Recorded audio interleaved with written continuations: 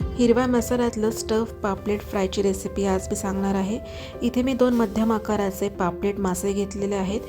ते स्वच्छ पाण्याने धुवून घेतलेले आहेत। स्वच्छ पाण्याने धुतल्यानंतर मी त्याला थोडंसं पेपर नॅपकिनने त्याच्यातलं जे पाणी आहे ते पुसून घेतलेलं आहे।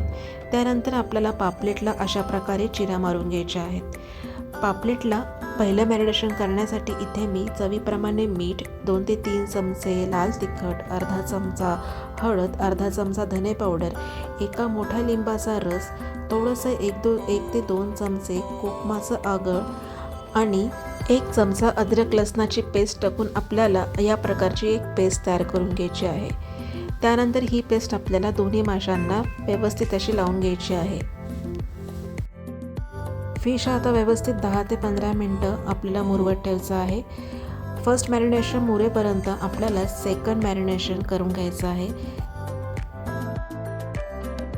सेकंड मॅरिनेशनसाठी इथे मी 5 ते 6 चमचे ओलं खोबरं घेतलेलं आहे, 1 चमचा अद्रक लसणाची पेस्ट, 4 ते 5 चमचे कोकमाचं आगळ, 1 मोठी वाटी कोथिंबीर, 4 ते 5 हिरव्या मिरच्या आणि अर्धी वाटी पुदिना आपल्याला हे सर्व एकत्रपणे मिक्सरवरती बारीक असं वाटून घ्यायचं आहे। हिरवं वाटण आता आपल्याला थोडंसं 3 ते 4 मिनटं तेलावरती व्यवस्थित असं परतून घ्यायचं आहे।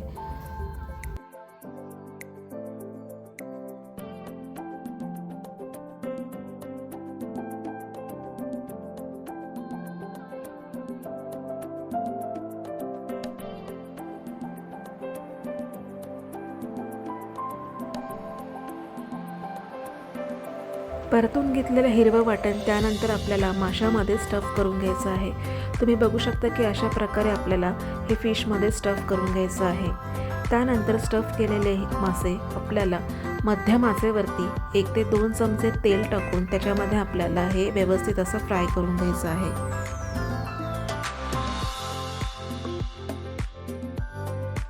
साधारणतः 1-1 मिनटं आपल्याला एका साईडवरती हे फ्राय करून घ्यायचं आहे। तुम्ही बघू शकता की अशा प्रकारे तांबूस रंगावरती दोन्ही बाजूने आपल्याला हे व्यवस्थित असं कुरकुरीत तळून घ्यायचं आहे। त्यानंतर राहिलेल्या तेलामध्ये आपला जो हिरवा वाटणाचा मसाला आहे तो देखील आपल्याला 1 ते 2 मिनटं व्यवस्थित परतून घ्यायचा आहे। मसाला परतत असताना त्याच्यामध्ये 2 ते 3 चिमूटभर मी गरम मसाला टाकलेला आहे।